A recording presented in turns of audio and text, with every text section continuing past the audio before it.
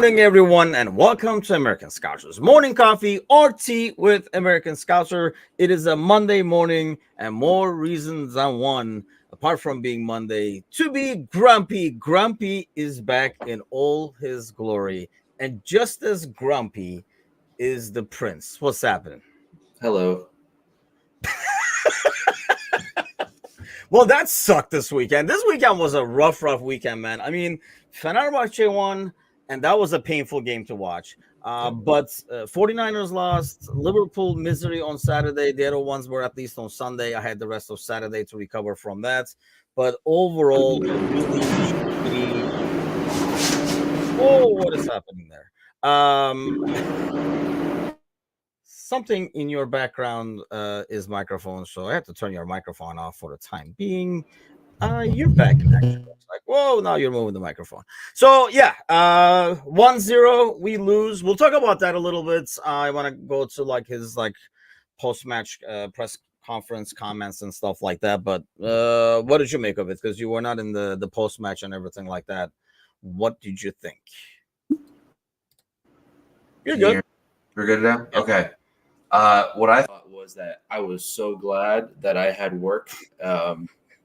These are the moments where I think last year it was awesome that we were in Europa because we played a lot of Sunday games. Champions League, we're going to have a lot of Saturday games, which sucks for me because I work throughout those during those days. So at some points you go, oh, I really wish I didn't have to work and watch this. And other times, like this weekend, you go, I am so grateful that I got to work and didn't have to sit through that crap. I mean, did I afterwards go and rewatch most of it? Yeah. Am I a sick individual? Yeah. But, I was curious to see if it really was as bad as people were saying it was, or if it just, was an off day. But it was pretty damn bad. It was bad. Like, it was just bad soccer overall. And I don't know why. This is going on, by the way. Good morning, Serzi. The festivities have started. I'm not holding my breath on this one. We'll see when something comes off of it, if and when something comes off of it. I mean, last thing I watched when they were talking about it in detail, I think it was on Sky Sports or somewhere. They were talking about with the appeals and stuff like that. This can go all the way till March and April and stuff like that. And at that point, I don't know if they would make a call and deduct points or something from, the team that could possibly be leading the pack. And then, like everybody, it's like volleyball, everybody rotates and then goes up kind of a deal. We'll see when it happens. But going back to the game, it was just, I kind of liked that. This is what I like. One of the things I like about him so far in the post-match, they asked him if the international break was a factor because it really seemed very disjointed. And we talked about, if this break is coming at a good time and a bad time and stuff like that. He says it's always difficult to say this, but I don't think it had anything to do with it. Players came back strong, and I saw today also a team that wanted to fight until the end. Nothing to do with energy, in my opinion. We simply had the ball a lot, had to create from ball possession. And I think he's talking about over here later on. So this is until we can open up a team, and we've had the struggles before, right, at home. The teams are going to play the long ball. They're not going to do what, to a certain extent, Brentford did. Definitely United did, like letting us win the ball there and score. Because really, if you think about it, all three goals came in the same exact way in that game as well. Like we did not like create something from, ball possession or anything like that. We win the ball up there with a timely press, and then we attack in numbers. So it looks like that's the recipe, and it's going to be the recipe out there now until we can really break down somebody. Yeah, and the low block has just been the boogeyman for the last 10 years, really. It just feels like there's never been a good way to try and open that up, which is so frustrating when you think about teams like City that don't struggle with the low block. It's what else can you do to make a difference and not sort of bang your head against the wall and doing the same thing over and over again. Granted, I think like Mo especially, if his passing was a little bit better throughout the whole game, I think, that would have been a much different game. I think the subs were a bit late and almost naive, I guess, keeping Sobo on the entire time. Bradley, unfortunately, got absolutely rinsed by Hudson-Odoi. That's probably one of the worst defensive games we've seen from Connor Bradley at the Premier League level. And so I think everything that just could have gone wrong did go wrong. But I don't want to make it sound like this is an absolute disaster, because this is something that we're going to repeat over and over again. This isn't a video game. You can't possibly win every single game. It does sting that these are the clubs that teams you feel like you should beat. But you have to give credit where credit's due. Forest set up the way they wanted to set up. They did what they wanted to do, and they got exactly what they needed out of the game. And I think they were more physical, and they did what they wanted to do.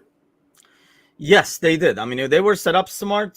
I mean, and it worked. And honestly, if we finish, all you need to do is finish once, and that tactic goes down the drain, and they had to open up a little bit, and you can kind of like, I honestly thought we kind of like hustled them into thinking they can get some points when he made those subs early and put like some speed up top and stuff. Like, I was like, good, come out of the shell a little bit, and then we can find an opening. But they really did not. They still were able to keep their shape. Speaking of video games, by the way, we'll talk about that a little bit, but we got to put FC25.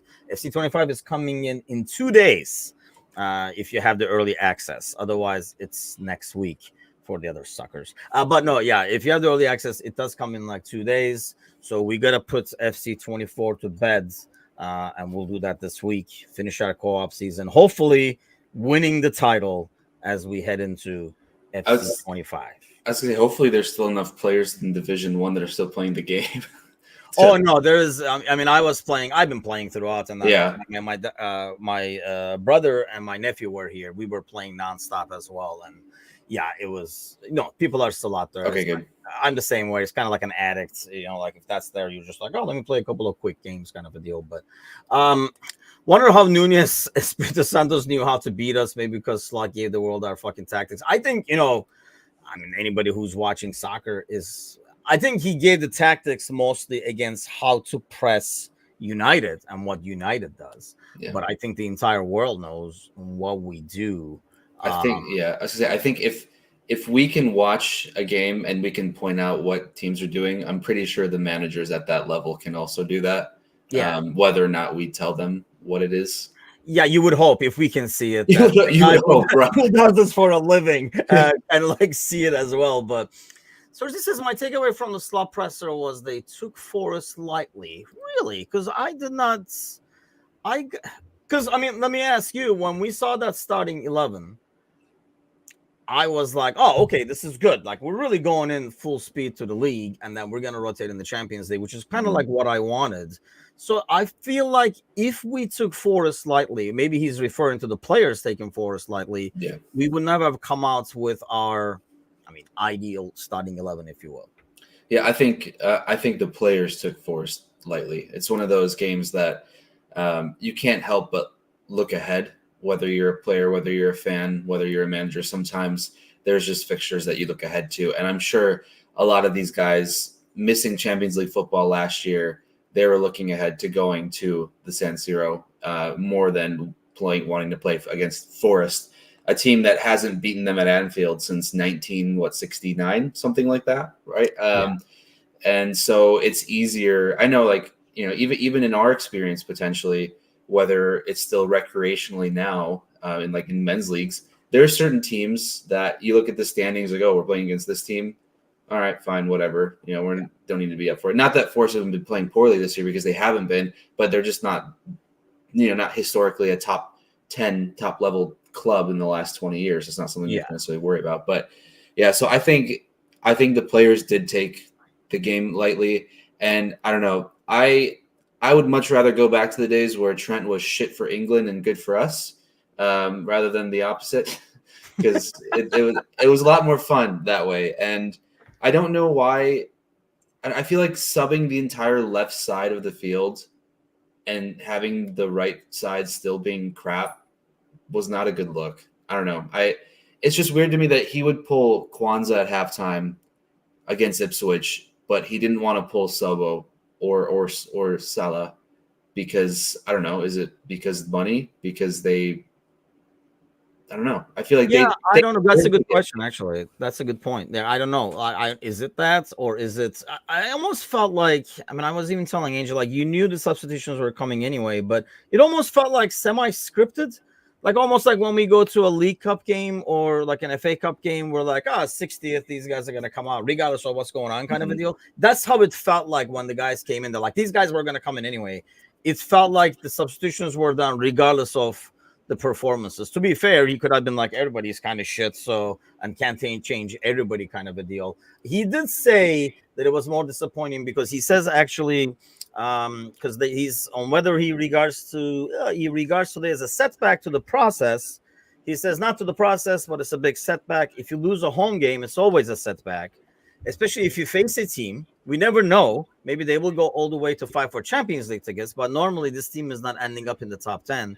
So you lose a game against them, that's a big disappointment. Yeah, he does do a little dig in a diss of Forest over there. I'll give him that. And I think that's kind of weird, actually. Usually they're like, oh, we fully respected the opposition and stuff like that. But Ryan is with us.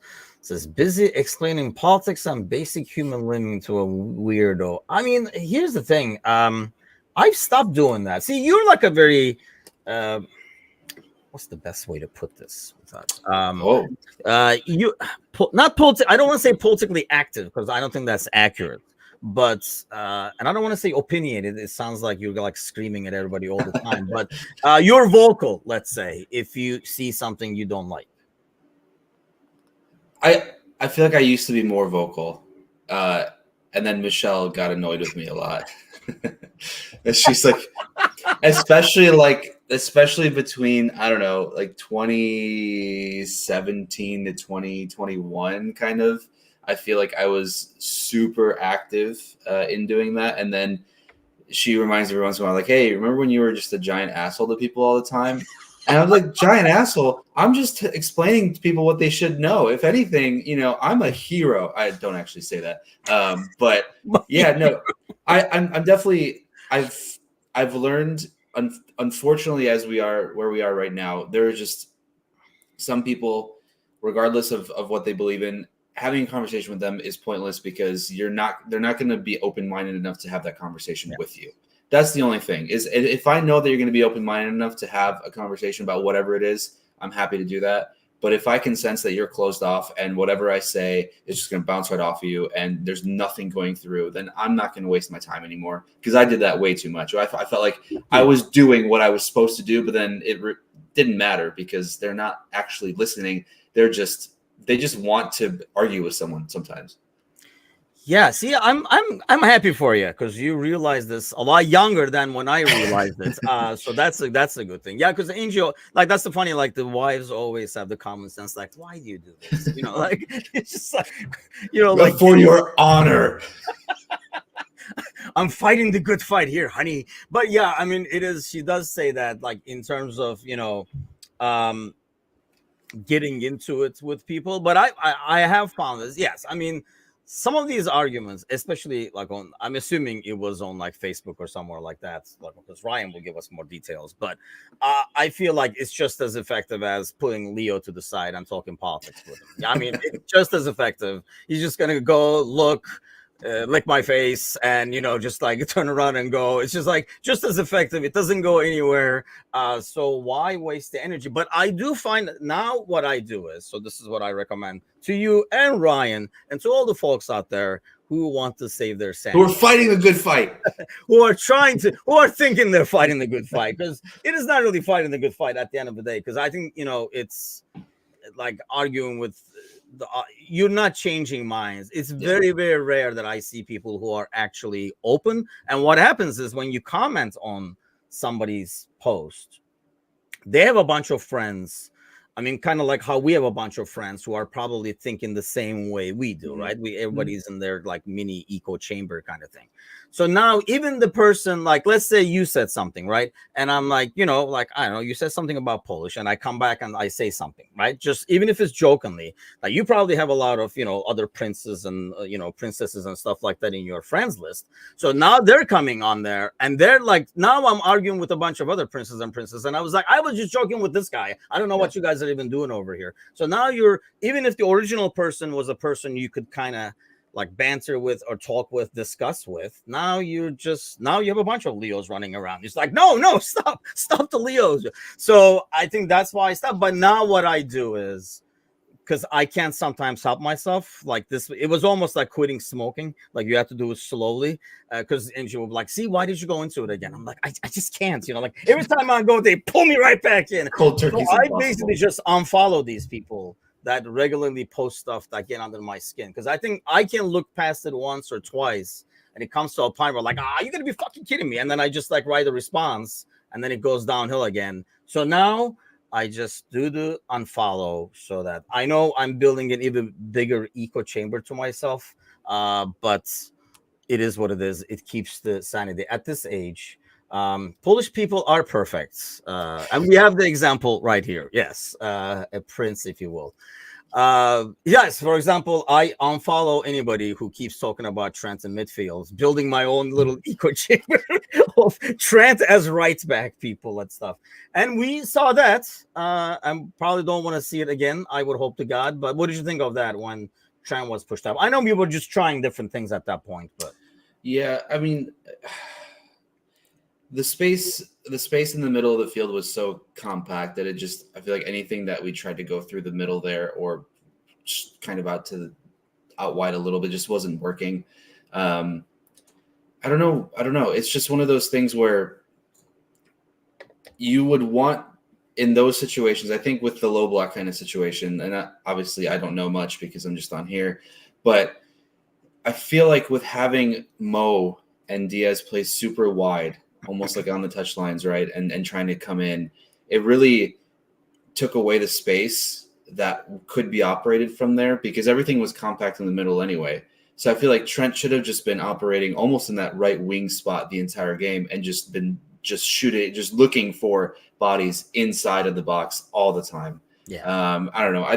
That's probably the only thing that I think could have maybe worked a bit better, but everyone's passing was off. So I don't know if he tried to pass into the middle box, it might've gone over to the other side of the touchline and gone out. I don't know. So yeah, experimentally, it wasn't great, but it was also out of desperation. So it's always hard to judge those moments because you don't quite know if that's really how it would want to be run versus it just had to be run.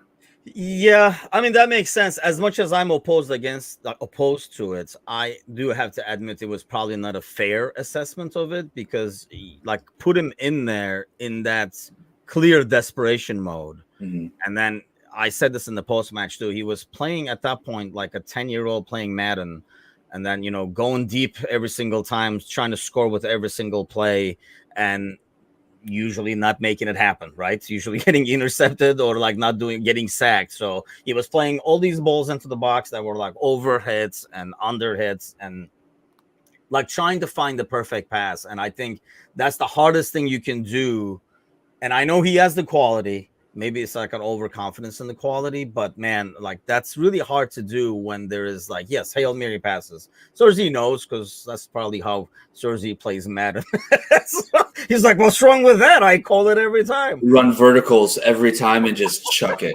Yeah. Most realistic sporting game of all time. I love Madden so much. Oh, God. Desperate move, desperate passes. I think that if you give a goal away, we're not going to win the game. Yeah, I mean, honestly, what they showed was that you do not want to try to build from the back. Like, be true to yourself, play to your strengths kind of thing. There are probably another 6 to 8 teams that will do that, right, in this league. And it's going to be important how we adjust it because there's another 6 to 8 teams that should not be trying to build from the back, but will insist on doing so. Yeah. So those are good teams to play against, but those 6 to 8 teams who will have no problems parking the bus, like if he's still around, Sean Douche and stuff like that, like there's certain managers that will come and do this and say, hey, and to be fair to them, you play to win the game, as Herb Edwards would say. And that's the only way for them, knowing if they try to build it, that's exactly what we want you to do so we can win the bowl over there. So I guess, is it just a matter of everybody having a poor day? or are you like seeing like long-term issues with this? No, I think it comes down to just having a bad day at the office for everyone because I, like you, when I saw the 11, I was a little shocked at first, but then I sat back and I thought, I do like this. If you're going to go strong in one of these competitions right now, just go for the league kind of thing. Let's, bring all these guys back. The first 3 games is sort of like if it's not broken, don't fix it kind of thing. Obviously, international play does throw a little bit of a wrench into the works there. But this is just going back to what we said about now is the real testament to the managing ability and the coaching ability, right? What happens when things aren't going so well? First 3 games, everyone's on a high. You're tying records that have been in the league, right? The joint clean sheet record for new managers, this and that. Now what happens? Now how do you respond? How do you move from this? I think I know this, like we have the 7 games and 22-day patch that's going on this month or into next month. This is going to be a huge testament to how this team responds to what Slot wants to do and how he responds to what he wants the players to do. And I'm excited to see how this next 3 weeks goes because I think it will say a lot about the manager and the players and sort of what we should expect to see for the rest of the year. And how confident are you? Because I am not. I don't know why. I am not. I'm like a 7 out of 10, weirdly.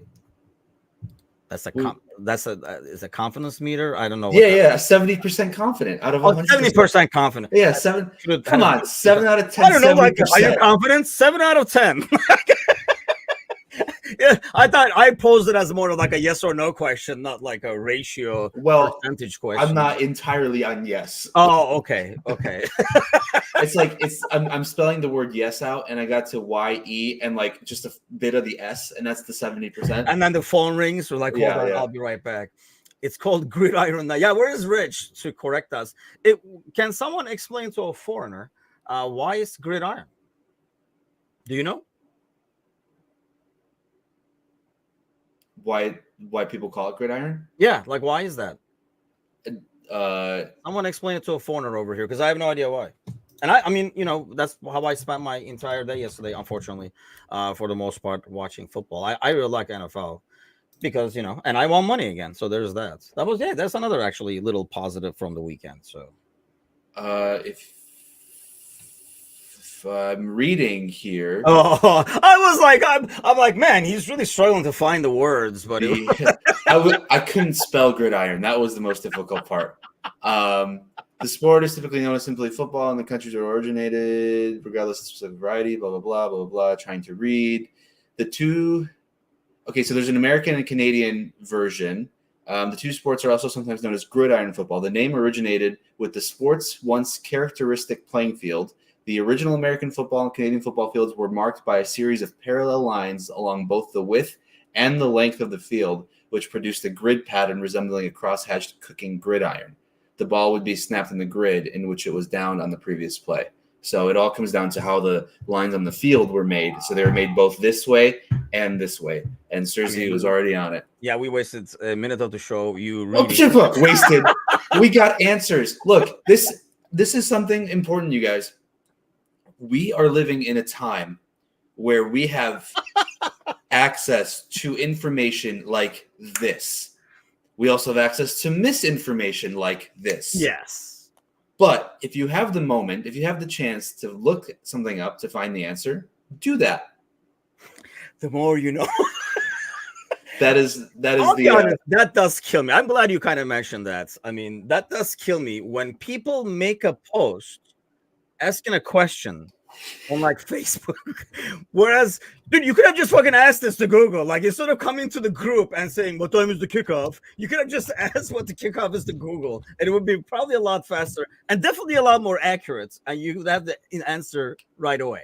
Can I show you my favorite thing of all time that maybe I'm going to share with everyone here that maybe someone will use at some point? I'm going to share this on the screen. So there's this website called Let Me Google That For You. And you type in the question, like, what time does Liverpool play against AC Milan? And then you do the Google search, and it creates a link And then when you copy that link and you paste it and you search it, it says it does this for you. So it's typing. My hands are up here. And it Googles it for you, and it pops up with the Google. And it says, come on, was that really so hard? And it pops up with the actual Google search. One of my favorite, I would use this so often back in my really trolling days when I got annoyed with people. Where you were an asshole to people? This is partly why I was the asshole, because I would just go, let me Google that for you, dumbass. So that's it. Oh, wait, I will see. See, that's good though. I don't consider that being an asshole. That's like a tongue-in-cheek. That's good, Ben.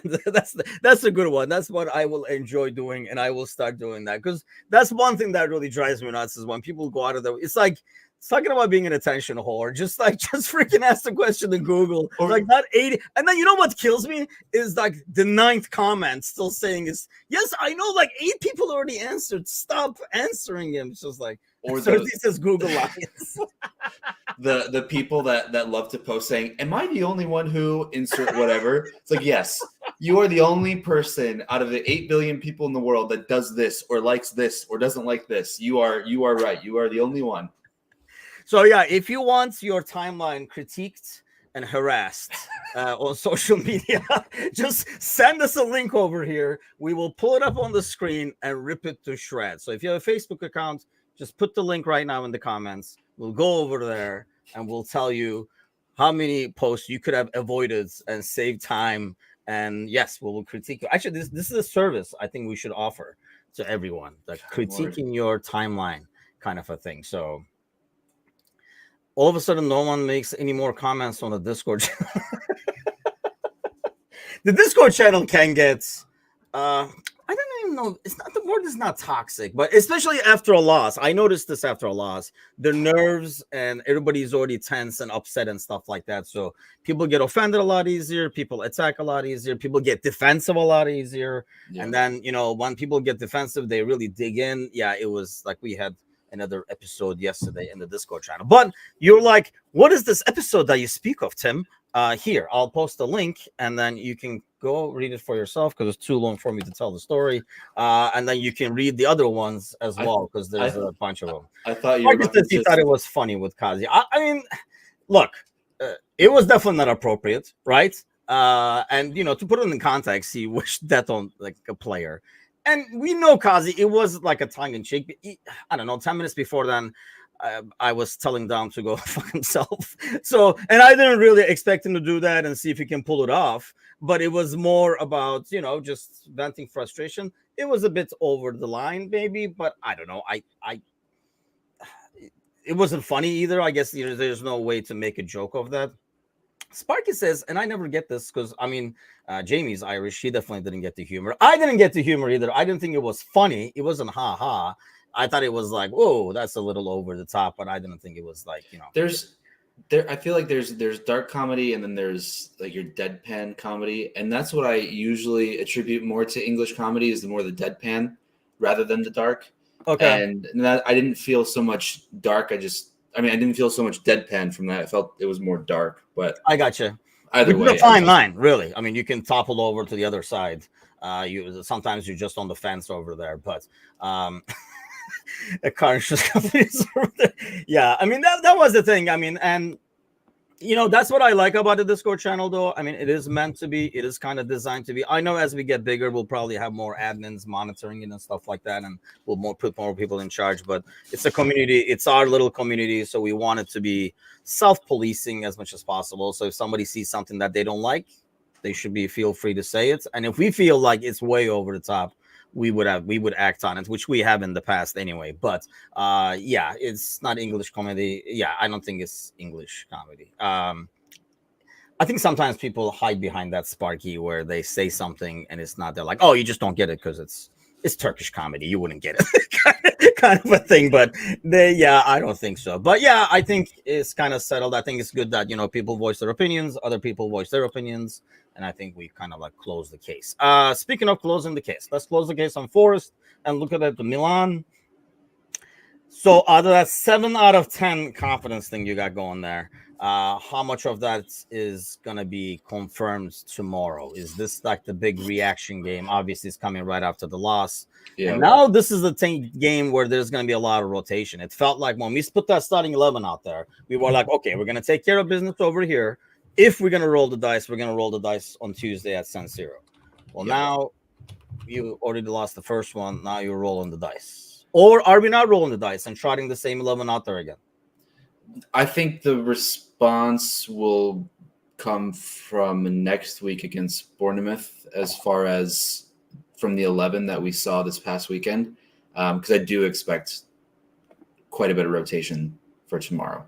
I would hope for quite a bit of rotation for tomorrow, only because I feel like, I guess you could. It's so difficult because you can easily make an argument for both sides. You could say, well, he is just really, Slot just really believes in the 11 that he has. He wants to perfect this 11 with the way that they're playing. He wants to make sure that they're as cohesive as possible. So he's going to bring them out. And, he's just a bit stubborn that way and he wants to get it done. And the other side is like, well, you need to rotate because obviously there was a bad result. The players didn't play well. So you need to rotate. But then you can also, it's just so I want rotation. I guess that's as far as I'll say with that. But it's just, it'll be interesting to see who is rotated more so than what is than the rotation itself.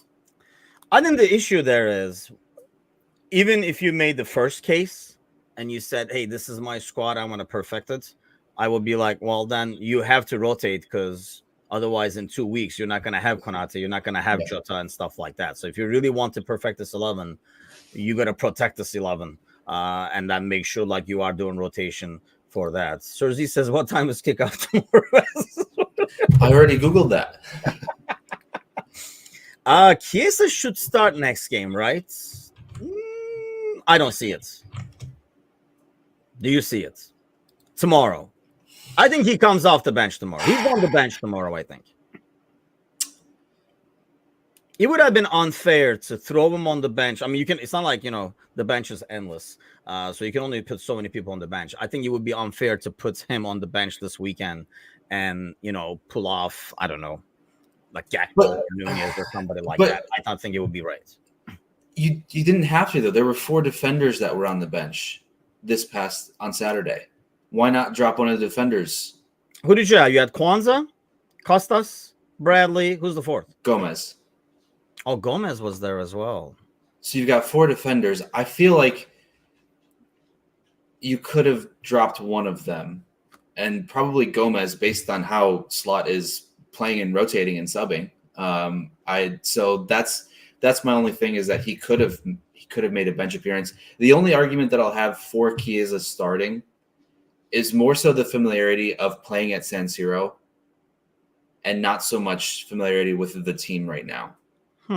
I don't know if that's a stupid thing to go off of because, just because he's played in this league, he's played in this stadium, that's a good argument to have. But I feel like there's a sense of that potentially where this is where he was comfortable playing. I mean, he didn't play at the San Siro every week. It's like yeah, it's not. But, he's had the most experience in that terrain out of anyone on the team besides maybe Mo when he was playing for Roma, or Alisson was playing for Roma for a bit.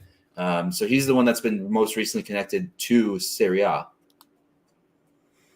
I was actually mocking this concept yesterday, oddly, because I know that's going to be a common theme. Yeah. We're going to say he's gone. But I mean, to be fair, he played there twice a year. So it's not, I can understand if we were going to Torino and he was, it's where he used to play at home and he's familiar with because, being familiar with the pitch is a thing. Like people don't think, I realize all these pitches are perfect. It's not like, in the back in the old days, you won't remember, not to mention you're a prince. You probably had pristine fields to play on. But you play now as a goalie, like you kind of know where it's kind of jacked up in the box. You know what I mean? Like you know these things. You're like, oh, go to the corner, dude. It's trashed over there. And you kind of like push the guy towards the corner with the ball and stuff. So you're kind of familiar with your own pitch. But if you're going away there like only twice a year, I don't know how familiar he is with it. Look, I didn't say it was a good argument, right? I just said it was an argument. Well, Ryan is mad. He wants that's 4 question marks of Ryan. Normally, it comes with 1 question mark. When I there's think four we question just marks, we just want to see Chiesa. I think that's is the that big like a thing. new shiny toy thing though? Yeah, Like, absolutely. okay, Yeah, and especially after a loss where you feel like Mo was playing as poorly as he was, that if Chiesa was on the bench, he could have maybe come in for Mo on that right side for half an hour, 20 minutes, 25 minutes, whatever, and see what he could have done. he did well against them. He should play. Most sucked on Saturday. Fucking replace him for a game. He literally couldn't be worse than Mo this weekend. Yes, I don't know. Like, I felt personally that Mo got way too much shit this weekend. Not that he was any good, don't get me wrong, but when I go through the list of players and say, ugh, that was a rough one, Mo is probably fourth or fifth, because I'm definitely putting Soboslai. I mean, really, I was talking about this in the post match. I think that if Nunez misses the one that Jota missed, we're giving him a lot of shit. You expect Jota to finish that in the box, that cross that came from McAllister, I think, right? I mean, McAllister looked tired, but I mean, he created one of the few chances, and I thought he was semi-decent. Gravenberg is probably the only one who can kind of walk away with that pitch. I think Sir Z was saying it earlier and said, I put in a good shift today, kind of a thing. But yeah, I mean, I didn't think Mo was that horrible. I just more worry about the chemistry but at the same time, let's make this argument, do the devil's advocate thing. You're already changing the entire front three on paper. Why not change all of them? Yeah, why not? Because there's not going to be a lot of cohesion anyway. But do you keep Mo so that he's the one who puts people together at least? So there is somebody who's familiar with the setup and familiar with the other players. It's not about like the setup as well, but there's a familiarity of playing with a certain player, like how he likes the ball, where he's going to make the run and stuff. Obviously, a lot of this stuff is, I don't want to say set plays, but you practice a lot of shit, right? But aside from practicing a lot of shit, I don't know, like, for example, you see in the NFL, right? Like, if the quarterback is familiar with the wide receiver, when the play falls apart, where they kind of like start scrambling and stuff, that's when it comes in, being familiar with the other player. The safety blanket. Yes, I'm totally in favor of big time rotation, says Ryan. I am as well, but then, I mean, this is not an easy game. No, it's not. But to counter your counter, yeah. Let me turn this on you. Uno reverse card on this. Do you then? I'm going to bring Uno reverse cards to the next show. Just be like, if you have the rotation, but you keep someone there like Mo, do you then potentially face the risk of forcing too much to him and feeling like you have to play through him? Whereas if you don't have him out there, you can almost argue that the players can play a little bit more freely because they don't feel like they have to go through him all the time. This is the same thing we've talked about with certain national teams or certain clubs that have that one player they have to play through, that if you do rotate heavily, that not having that one main focus they have to go through all the time could actually be beneficial. Because I feel like I would argue that the more cohesiveness would come from someone like Jota or Gakpo in that center of the pitch, where they could then be part of that hold up and build up play through the center, not so much from the wing. The problem is, I mean, in the first couple of games, we have played through Mo anyway. I mean, that's our main focus. And if somebody is going to run behind, it's going to be usually Diaz and stuff like that. Maybe, I don't know if it's diminishing pace or whatever the case is, but maybe it just worked like that. But I mean, when you look at the passing charts of like those games in the first 3 games, it is all going to Mo and being distributed from Mo. So in some ways, Mo gets a lot of attention and would get attention defensively. Ryan says, I would rather put someone who's hungry like Chiesa and do Gakpo, Nunez, Chiesa. Okay, like the hunger thing, I get and I don't get, because you're talking about Mo. And it's not like Mo is like, I'm just leaving room for desserts and he's full. You know what I mean? Like, it's Mo. He's like some of these guys. Mo reminds me of like Kobe-like personality, where kind of like a little almost on the psychotic side of being like a Perfection. narcissistic perfectionist Yeah. in good ways. Yes, Yeah. exactly. Yeah. So he reminds me of that. So I don't see that's happening from him, but I know what Ryan is thinking. I mean, if anything, I would like be okay with it where you put Mo to come off the bench. And in the 60th minute, if things are not going well and say you need a goal and stuff like that, Mo come in and save the day kind of thing. He was sloppy. But I mean, like I say, when I go over Saturday, I don't walk away from that game saying, man, Mo sucks. I'm more thinking, how the hell does Szoboszlai stay on the pitch that long, for one? I mean, Jota was semi-invisible, and then obviously he missed what I would consider a sitter, and for Jota, it should definitely be a goal. So Diaz tried, honestly, like that's when Diaz came out, that's what made me feel like these must be scripted changes. Mm-hmm. And that's what makes me think Diaz is going to start tomorrow because he got taken off in the 60th minute when he really wasn't having a poor game. Yeah. So I don't know. Right. That was the thing. Like, I don't know.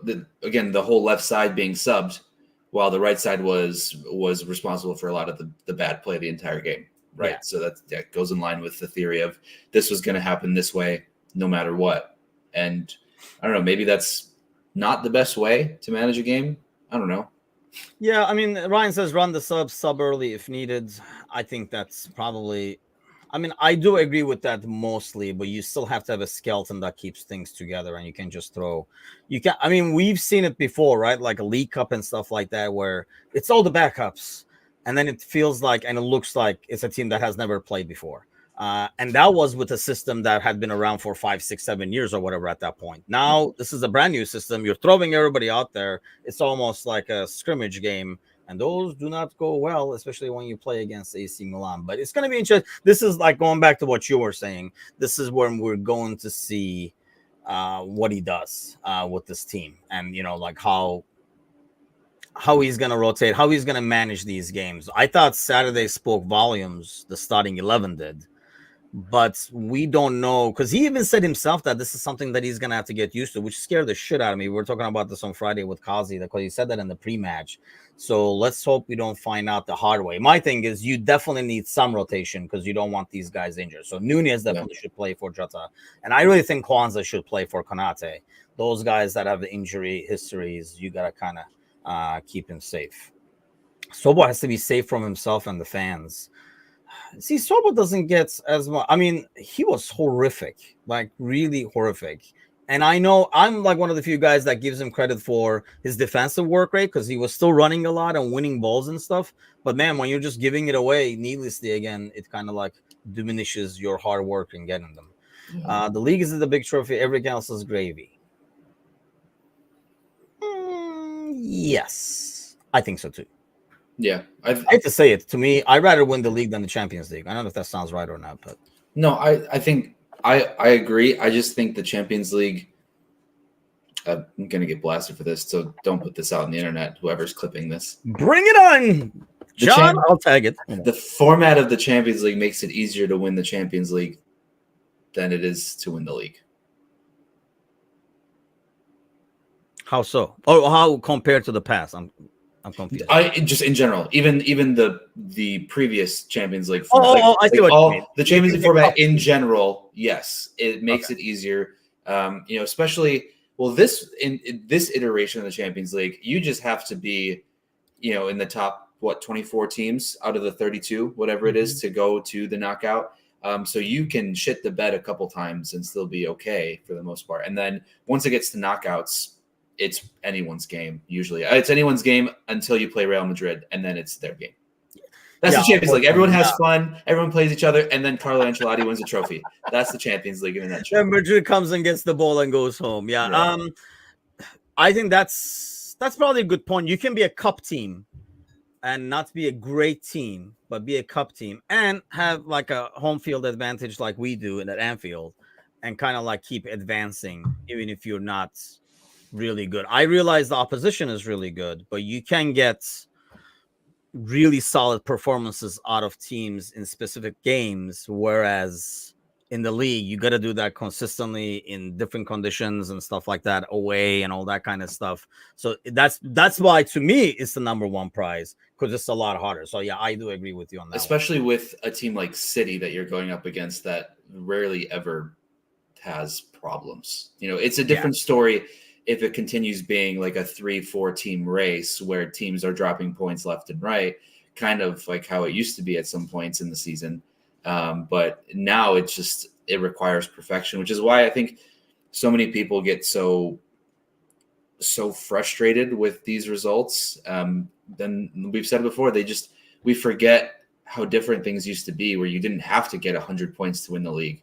You could win the league in the 70-point range, right? Now you have to get fucking 85, 90 points to even be considered a contender. So that has changed a lot of it. And, maybe in the future we'll go back to the 70-point league winner. Yeah, I mean, maybe if they ever enforce rules, but I really think we're going the other way. We're getting more and more top heavy. So let's talk about this. This is out. Holy cow, that's really far. Let me zoom in for those at home. Yes, so the FC 25 ratings are out. We did talk about it with, I think it was John on Wednesday, another gamer dude, and we just looked at Liverpool. This is basically the top 25 players. Obviously, there's a lot of City, so that means I'm going to be playing City a lot this year. So I'm going to be playing City and Real Madrid 24/7 when I pick Liverpool is looking like. But most importantly, we have to finish FC 24 and put it to bed. So we will record that. We might even try to go live with it, actually. If it comes down to the last game or something like that. We have to win, 7 points out of our last 4 games? I think that's it. Easy. To win the title as a co-op. So if you're on our Patreon, you probably know the story of us trying a different game and didn't really going very far. So we will have to get back to that, or do the Football Manager or something this time on Patreon. But FC 24, we were rolling. We do have to do a practice game or something first, because I have not played on the PC in ages, but I have played a ton on the PlayStation. So there's that. But we need 7 points from our last 4 games, and we will have cruised through the entire thing. So let's see. It should be interesting. So we will do that sometime this week, because like I said, on the 18th is when the new game kind of comes out, to early access and stuff like that, which I think everybody and their brother is on there now because of Ultimate Team and everything. The good thing is I will have to get into Ultimate Team more this year, because my brother and nephew just bought a PlayStation 5 while they were here. So now we're going to be probably competing on the Ultimate Team scale as well. So it should be interesting. When will you be joining the FC 25 ranks? Because John was just didn't want to get beat. So he was I don't know if I'm going to get it this year, kind of a deal. I didn't even realize that it was coming out right now. So I'll be on there soon. I'll be on there. I don't have early access. I can tell you that. So I think if you don't have early access, it comes out on the 25th, I want to say. So you only get a week earlier. And I think it's more for Ultimate Team people and stuff. The bad thing with that is when you come in on the 25th, I mean, Ultimate Team by itself is bad, but even the regular game, people have kind of figured out certain things, so it's kind of hard to get into the thing. It takes a couple of games to figure out what EA screwed up this time and what they changed and stuff like that. So I'm actually, the only thing I'm kind of even worried about this is when you look at this, there's already a ton of 91s and 88s and stuff like that. So Ultimate Team will turn into 93s and 95s in a month. Yeah. And it will go downhill from that. I think I have a team now that's all 99, 98. But then I play against these teams that are all 99 and stuff like that. And my thing is, everybody's fast. It's so stupid, because you can be oh, I'm going to use this guy, isolate him with the right back or something like that, because he's fast, because his back is 99 too. So it's just kind of became really, really. Do you do Ultimate Team? I used to. It's fun in the beginning. It is fun in the beginning. The problem is if you don't spend money, you're not going to have as much fun. And I got tired of spending the amount of money I had to have fun. And then I thought, wow, I'm really not having fun by spending this money. So I don't do it anymore. Oh, I have not. I do not spend a dime.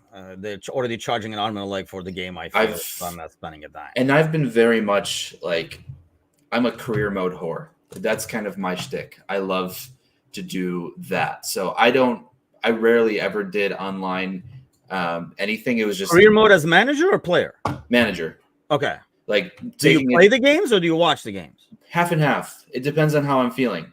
Like, because I take a very crappy team, or sometimes I'll throw like an MLS team or a team from South America or something into EFL League 2 and try to work my way up to Champions League, kind of one of those long grinds by, signing young players and this and that. So I'd play some of the games, simulate some of the games. And that's kind of how I'd like to play those games specifically. Cause I was never good enough to play online consistently. I know you'll say that I'm decent at the game, but really when it comes down to it, I don't have the ability to play against some really good players.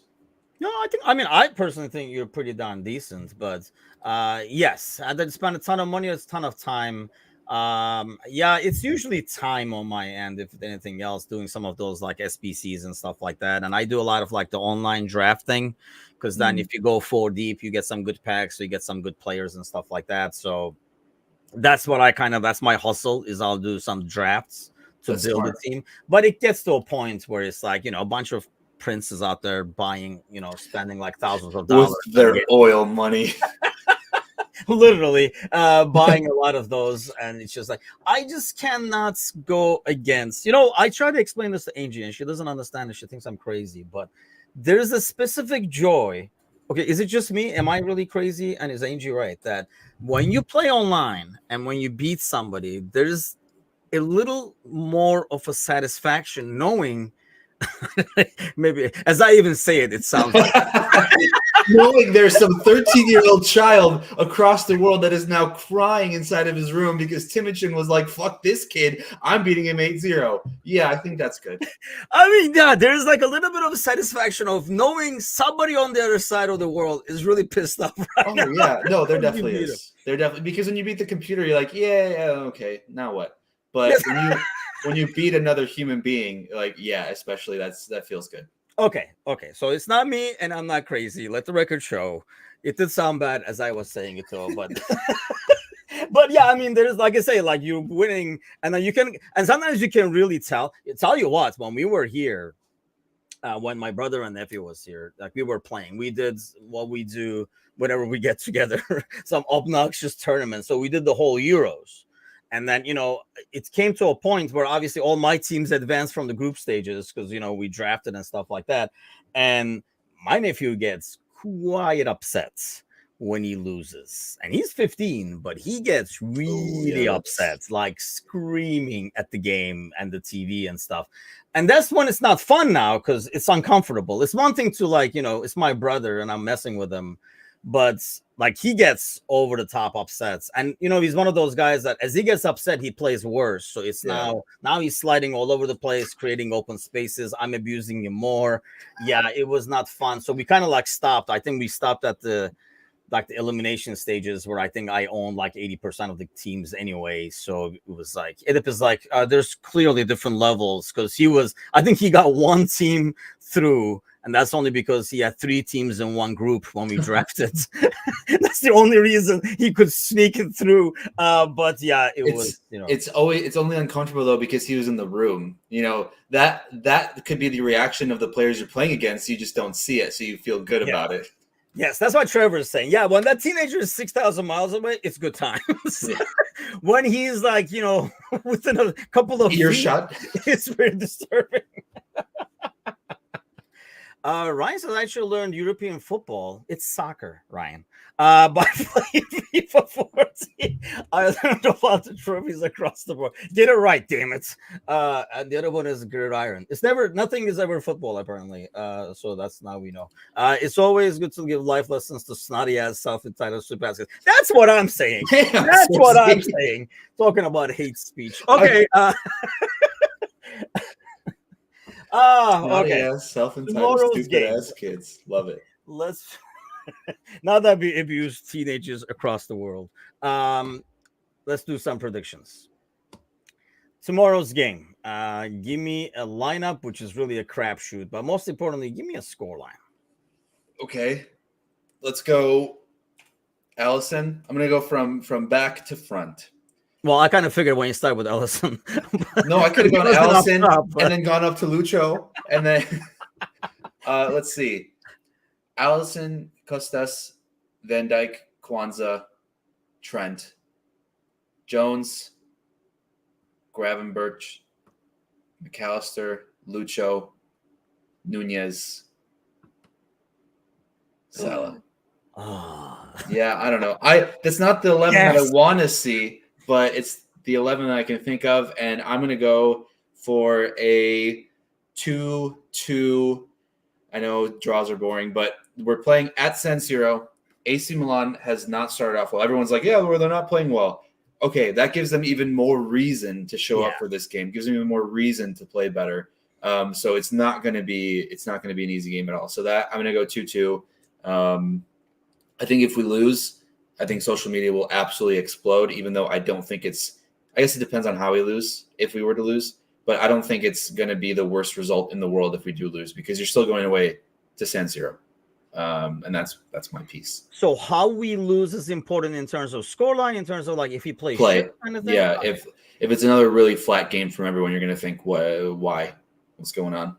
Yeah, I hear you. I mean, social media will explode. It doesn't take a whole lot for social media to explode, but That's true.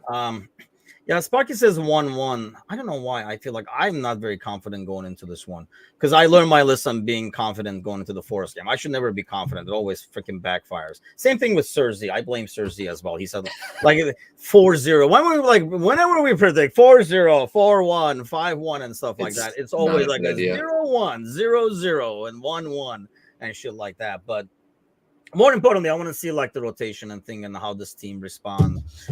I am hoping for a good response. I'm just more worried, I guess, more than anything else. But we shall see. It should be a good one. When is the kickoff tomorrow? Let me Google that for you.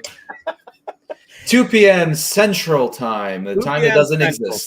So we will be on air, obviously, once the lineup comes up for the pre-match. So do join us then. Otherwise, I will be on tonight again because I know you guys can't get enough of me with Gally and Bickler. We haven't had a 3-man show in a while because of traveling, all that kind of stuff. But sadly, it's after a loss that we're going to get together. But we'll be on tonight at 7 o'clock Central, 8 o'clock Eastern.